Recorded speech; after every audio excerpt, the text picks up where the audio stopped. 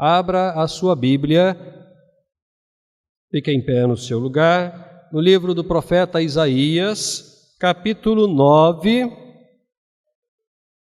Livro do profeta Isaías, capítulo 9. O pastor Roberto me observou que essa leitura já foi feita. Nós vamos ler do verso 1 até o verso 7 e vamos conversar com os irmãos sobre o tema do culto, o milagre do Natal. Isaías, capítulo 9, verso 1 ao 6. Se você quiser acompanhar no telão, por causa das diferentes versões, fique à vontade ou acompanhe na sua, eu vou ler pausadamente. Entretanto, não haverá escuridão para que estava aflita. Em tempos passados, ele humilhou a terra de Zebulon e a terra de Naftali, mas no futuro fará glorioso o caminho do mar, além do Jordão, a Galileia dos gentios. O povo que andava em trevas viu uma grande luz, e resplandeceu a luz sobre os que habitavam na terra da sombra da morte. Tu multiplicaste este povo e lhe aumentaste a alegria. Todos se alegrarão diante de ti, como se alegram na colheita e como exultam quando se repartem os despojos. Pois quebraste o jugo da sua carga e a canga do seu ombro, que é a vara de castigo do seu opressor, como foi nos dias de Midian. Porque todo calçado pesado de guerreiro e toda capa encharcada de sangue serão queimados, destruídos pelo fogo. Porque um menino nos nasceu, um filho nos foi concedido, o governo está sobre os seus ombros, e o seu nome será Maravilhoso, Conselheiro, Deus Forte, Pai Eterno, Príncipe da Paz. Palavra do Senhor. Os queridos podem estar assentados.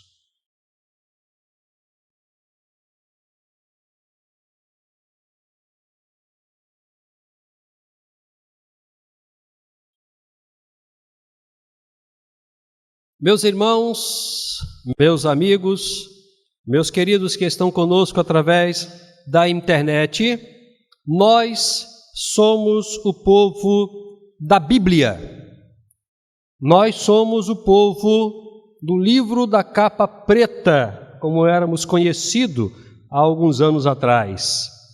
E mais do que isso, nós somos o povo que acredita na Bíblia e prega o conteúdo da Bíblia, e informa o conteúdo da Bíblia como um caminho, como um veículo, como um instrumento para a salvação da humanidade. Na Bíblia nós temos algumas informações importantes. Por exemplo, na Bíblia nós temos a informação de que será em vão que um governo governe a sua cidade sem que ele tenha a mão do Senhor junto com ele para governar. Na Bíblia nós temos também informações do cuidado de Deus com o seu povo. Em muitas dificuldades, Deus intervém na história do povo dele e resolve aquelas questões que aparentemente são insolúveis, são difíceis. Como, por exemplo, o texto que nós acabamos de ler.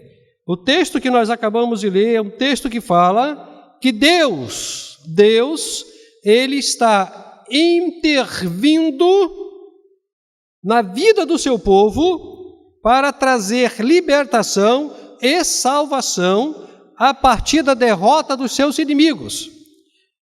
As sandálias pesadas, as roupas de guerra serão queimadas. O povo que tinha dificuldade, que andava na escuridão, na perseguição, e a escuridão aqui, obviamente, não é a escuridão da noite, mas a escuridão do coração, da alma, é a escuridão da preocupação, da falta de fé, do desânimo, para este povo que está vivendo esta escuridão.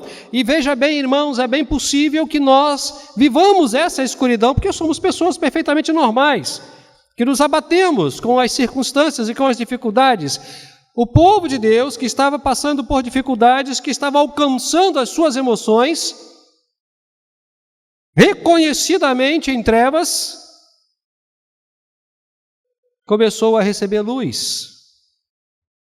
Começou a ver que as coisas estavam se tornando acessíveis à sua visão.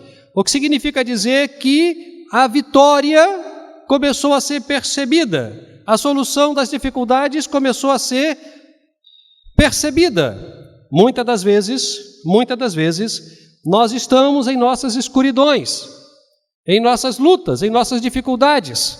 E precisamos que a luz do Senhor venha sobre nós, para que nós possamos clarear o entendimento do cuidado de Deus sobre as nossas vidas. Pois bem, a partir então desse contexto de cuidado, o texto nos mostra que Deus pretende ir um pouco mais além do que aquele cuidado temporal que se dá naquele momento histórico do seu povo.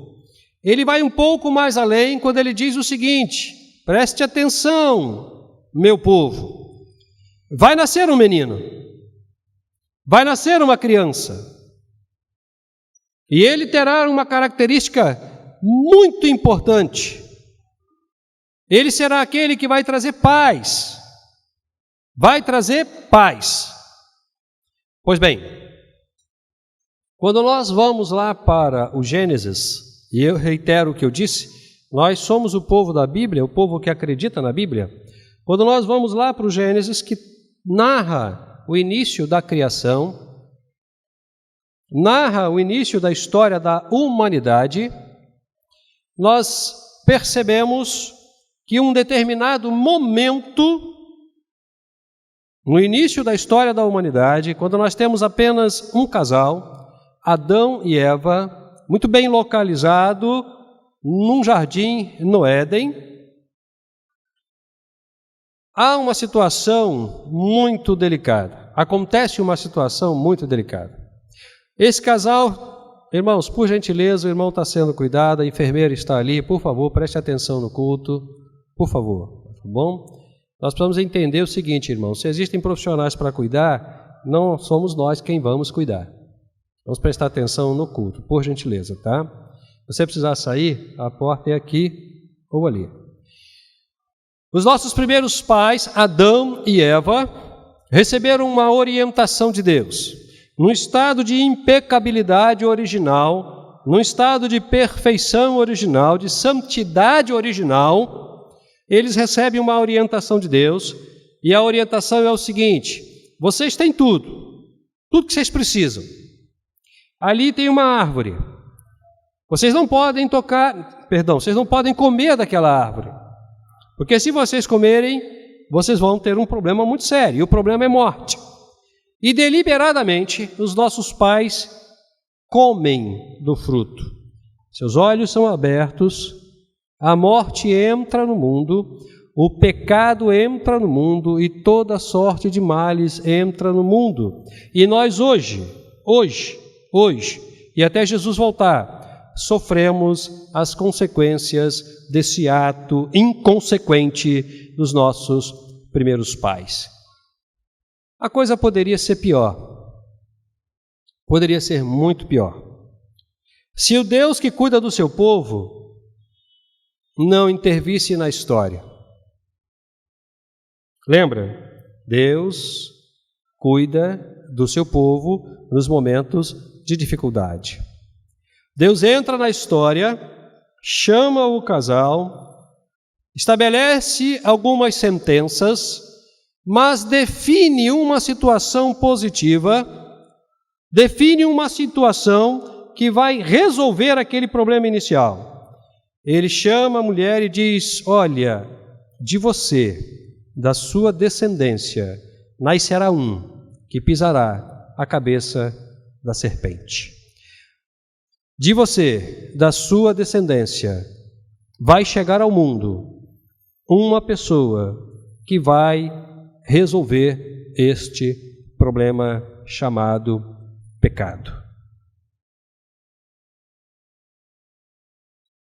A história caminha normalmente, com todos os percalços, com todas as dificuldades, mas também com todas as alegrias, e Deus acompanha a história. Deus acompanha a história. Se você observar no Antigo Testamento, se tiver a curiosidade de ler o Isaías, por exemplo, de ler o Jeremias, por exemplo, e alguns outros profetas menores, você vai ver que Deus, algumas vezes, ele entra em algumas outras nações que não é o povo dele. Ele entra no Egito, ele entra na Babilônia, ele entra na Pérsia, ele entra na Síria e estabelece sentenças e diz como as coisas têm que funcionar e traz castigo, e traz bênção, traz punição e traz soluções, porque Deus é o Deus da criação, é o Deus de todas as pessoas. E chega um momento em que o profeta Isaías assume a palavra e repete o que Deus falou lá no Éden para Adão e para Eva, agora para uma grande nação, para que a partir dessa grande nação, essa informação ecoasse a todo mundo. E a informação é: vai nascer um menino. Vai nascer um menino. E ele irá governar.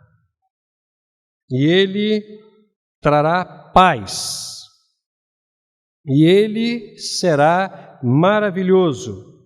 Será conselheiro. Será Deus forte, Pai da eternidade, Príncipe da paz. Isaías sai de cena e a história continua. E Deus acompanha a história. Nós temos um momento de transição do Antigo para o Novo Testamento, conhecido como período interbíblico. Aqueles que, como eu, já caminharam um pouco no Evangelho, um pouco de tempo no Evangelho, vão lembrar que há um tempo atrás, existia uma Bíbliazinha que entre o Antigo e o Novo Testamento tinha 4 folhas brancas. 4 folhinhas brancas. E quando eu era garoto, eu ficava curioso para saber que folhinhas brancas eram aquelas. Porque eu achava aquilo tão engraçado, tão interessante, tão sem propósito, um garoto. Não? Depois eu fui descobrir que era uma forma que a imprensa bíblica criou para falar que entre o Antigo e o Novo Testamento passaram-se 400 anos de ausência de voz profética. Mas o povo de Deus continuou caminhando. Muitas coisas aconteceram ali. Uma das coisas, sem sombra de dúvidas, a coisa mais importante que acontece entre o ano, ali pelo ano 4, 5 da era cristã, é o cumprimento da palavra de Deus no Éden e da palavra de Deus dita pelo profeta Isaías, que é o nascimento do Salvador, Jesus Cristo. O anjo visita Maria, uma virgem prometida em casamento, mas que ainda por uma questão da tradição do povo de Deus não havia concretizado fisicamente o casamento. Chama Maria e diz: Maria, você encontrou graça diante de Deus. De você nascerá um Salvador.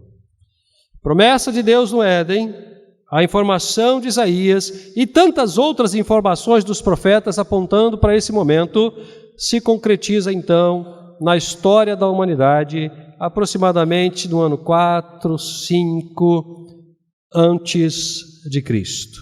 E aí a gente tem um ocorrido nessa transição do Antigo para o Novo Testamento e, sem sombra de dúvidas, o fato mais importante da história da humanidade: o nascimento do Salvador. Todos nós conhecemos a história do nascimento do Salvador. Uma história muito bonita, mas cercada de dificuldades que apontam para as questões de dificuldade da humanidade. O Salvador nasceu numa manjedoura, de forma simples, humilde, numa estalagem que não era dele, num momento de recenseamento. Nasceu de forma normal, como toda criança nasce. Foi visitado por reis magos, que, recebendo o direcionamento do Espírito Santo, trouxeram-lhe presente, ouro, incenso, mirra. Veja bem, elementos que identificam o ministério de Jesus. Lembra de Isaías? Seu nome será maravilhoso, conselheiro, Deus forte, Pai da eternidade, príncipe da paz. E o Salvador já nasce rei, o Salvador já nasce profeta, o Salvador já nasce sacerdote. Mas a história continua. A história continua. E o Salvador cresce, e aos 12 anos de idade, num movimento político, governamental, ele se vê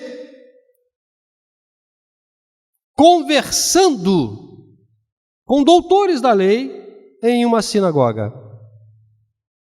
E quando ele é questionado a respeito disso, ele simplesmente responde: mas eu estou cuidando das coisas do meu pai. Então, aos 12 anos de idade, ele já tinha plena consciência de quem era o pai dele, além de José, que cuidava dele. E a história continua. E aí você tem um vácuo, e aos 30 anos aproximadamente, 27, 30 anos aproximadamente, Jesus aparece novamente na história da humanidade, de acordo com o registro dos evangelhos, é batizado por João Batista, desce o Espírito Santo sobre ele, e ouve-se uma voz dizendo: este é meu filho amado, eu tenho prazer nele, vocês precisam ouvi-lo, porque ele tem a palavra de salvação. E aí Jesus começa o seu ministério de uma forma muito desafiadora, mas também muito vitoriosa. Pois bem, tudo isso que eu falei você conhece. Inclusive você que não é crente, porque a história de Jesus, pelo menos a partir de hoje até depois do dia 25, vai ser contada na TV como todo ano é contado, né? Nos desenhos animados, nos filmes, nas novelas, e todos nós vamos relembrar essa história. A mídia não nos deixa esquecer. Bom, muito bom.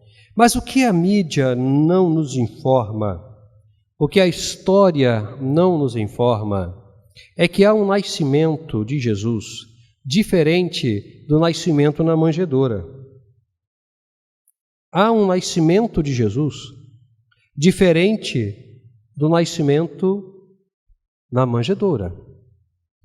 E é esse nascimento que eu quero te informar, que de fato representa o milagre dele na sua vida. É esse nascimento que eu quero compartilhar com você. Uma vez,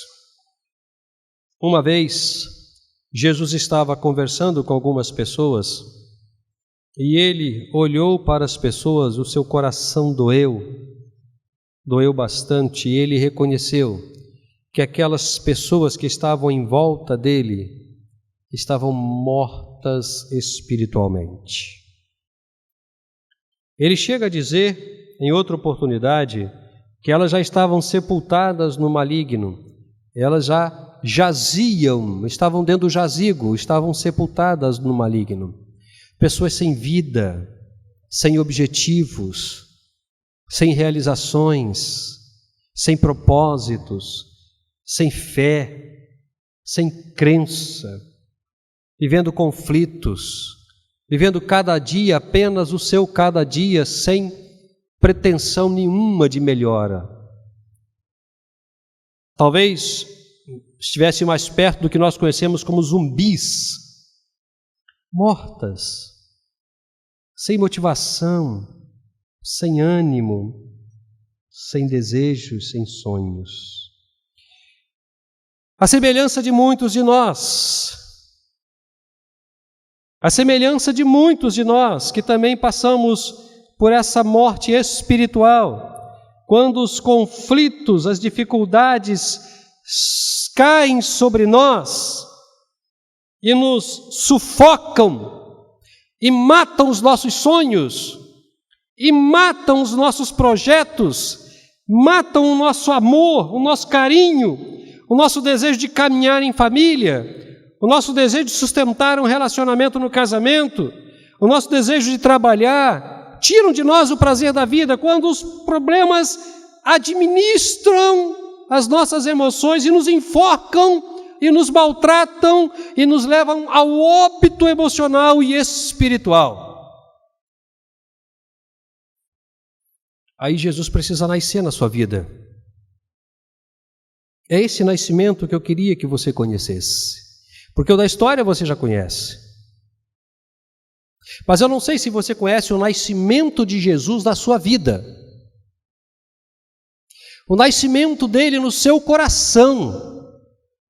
O nascimento dele na sua mente, na sua alma, trazendo vida para você. Natal, natalidade, natividade, nascimento. Nascimento é vida. A gente nasce para a existência, nasce para a vida, nasce para a caminhada, nasce para a alegria, para a existência. Mas talvez você precise que ele nasça em sua vida para que você tenha tudo isso. Para que você ressuscite da sua morte espiritual, para que você ressuscite da sua morte emocional. É esse o verdadeiro milagre do Natal. O milagre do Natal não é a troca de presentes, não é o momento de confraternização, onde a gente celebra com comidas e bebidas. Isso é bom, mas isso representa apenas um aspecto econômico, político, social e histórico da pessoa de Jesus, que nasceu em Jerusalém, em Belém, há 2000 anos atrás. Mas ele precisa nascer no seu coração. Porque, de fato, o milagre é a transformação efetiva de uma realidade pecaminosa e destruída pelo mal em vida. Em vida. O milagre é a sobrenaturalidade da graça de Deus em seu coração, que transforma você em uma pessoa com prazer de existir, com a alegria de se relacionar com a família, com a satisfação em sustentar os relacionamentos, como o casamento, por exemplo, que tem sido fortemente alcançado pelo mal. É trazer para você de volta o prazer do seu trabalho, do seu estudo, da sua existência, da sua caminhada. Se você não tem essa oportunidade de caminhar com alegria, é porque você não tem Cristo nascido em seu coração, em sua vida. Você não tem o milagre do nascimento dele em sua vida. E você precisa ter. Você precisa ter. Porque se você não tiver, infelizmente, você continuará morto.